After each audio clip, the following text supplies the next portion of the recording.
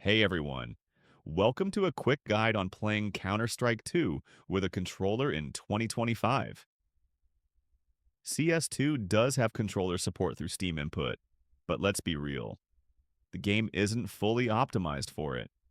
It's built for precision PC play, so expect some tweaks to make aiming and movement feel right. Here's how. First, open Steam, then left-click Counter-Strike 2 in your library. Click on Controller in the left menu. Now, hit Enable Steam Input. That's it. You can now play with a controller. Be aware that the game isn't optimized for controllers, so if you have issues with bindings, click Controller Configuration in the same tab and adjust accordingly. That's it. Like, subscribe, and comment. Controller or keyboard. Catch you next time.